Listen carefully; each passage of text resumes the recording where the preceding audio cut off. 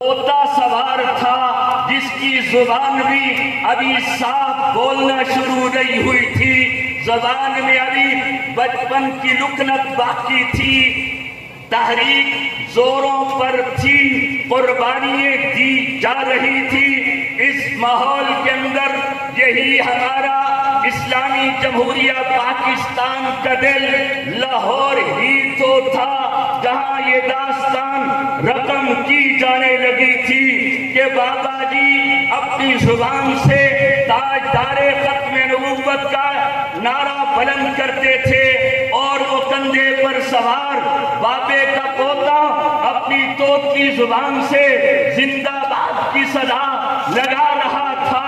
اور اس حال میں اور اس صورتحال پس منظر یہ ہے کہ سامنے سے گولی آ رہی ہے اور یہ آگے پیش قدمی کرتے ہوئے امام الانبیاء کی عزت ناموس ختم نبوت کے لیے جان حاضر کیے بیٹھے ہیں، اور صدائے ختم نبوت میں بابا بھی جان دے جاتا ہے۔ یہ ننھا مجاہد ختم نبوت، یہ نومولود سا بچہ، چھوٹا سا بچہ، ایک جس کی حیثیت ایک پھول کی مانند ہے۔ میرے محترم بھائیوں، چشم فلک نے یہ نظارے یا تو امام الانبیاء کے صحابہ میں دیکھے تھے یا چشم فلک نے اس شاخ کی یہ داستان کا منظر لاہور کی سرزمین پہ دیکھا۔ اس سب قربانی کے بعد کہ جام شہادت نوش کرنے والوں کی تعداد صرف لاہور شہر میں 3 دن میں جن لوگوں نے جام شہادت نوش کیا کم و بیش ان کی تعداد 10,000 تھی۔ اتنی لاشیں گری، اتنی قربانیاں لگی، پھر بھی قانون نہیں بن سکا تھا، تسلسل جاری رہا۔ وقت آیا، جیلیں آباد ہوتی گئی، ہتھکڑیاں پہنائی گئی، اس شاہکان مصطفیٰ نے پہن لی، بیڑیاں پہنائی گئی، بیڑیاں پہن لی، گولیاں ماری گئی، گولیاں کھا دی۔ پھر وقت آیا ہے، قربانی کبھی رائے گا نہیں گایا کرتی۔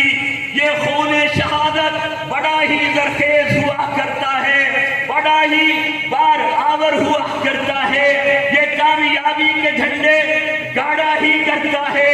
پھر وقت آیا ہے کہ پارلیمنٹ سے گستاخان پیغمبر قادیانیوں کو کافر قرار دیا گیا، اور مسلسل 13 دن کی بحث ہونے کے بعد پھر قانون بنا ہے کہ قادیانی کسی بھی گروپ سے تعلق رکھنے والے ہوں وہ کافر ہیں۔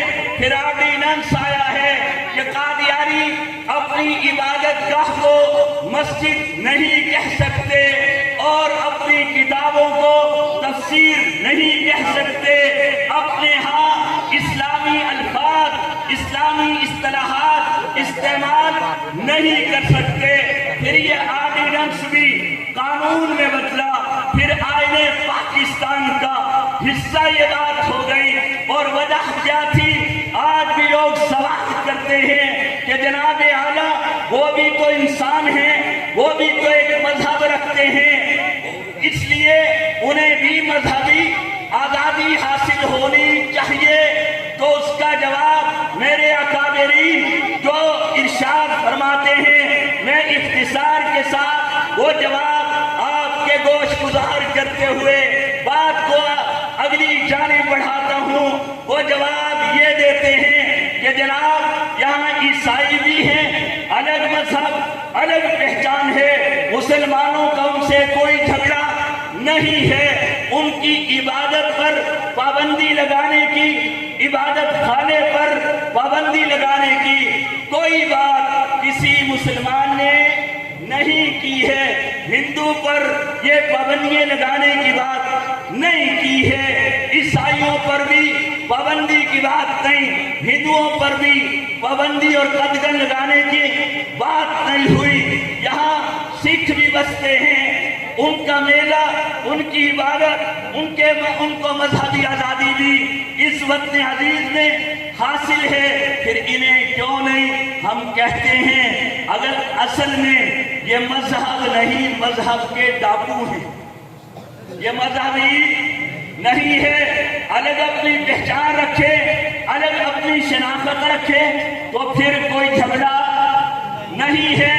اگر وہ اپنے مرثے واڑے کو مسجد کہیں گے، مسجد تو میری عبادت گاہ کا نام ہے، جب وہ چوری کریں گے، ڈاکہ ماریں گے، لڑائی تو ہوگی نا، مسئلہ تو کھڑا ہوگا نا۔ وہ اپنی کتاب کا نام الگ سے رکھیں، اپنی عبادت گاہ کا نام الگ سے رکھیں، اپنی پہچان الگ رکھیں۔ علماء یہی تو کہہ رہے ہیں اور قانون بھی یہی کہتا ہے کہ مسلمانوں والی اصطلاحات استعمال نہ کرو، الگ شناخت رکھو۔ ہوا کیا؟ ابھی آج بھی الحمدللہ عزیز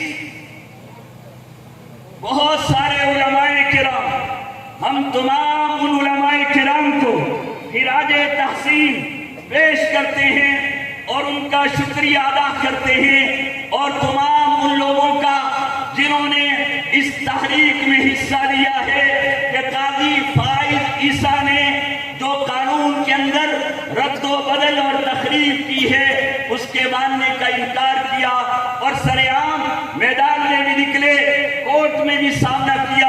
ہم سبھی کے شکر گزار ہیں، بالخصوص قائد ملت اسلامیہ مفتی کا بیٹا۔ کون مفتی؟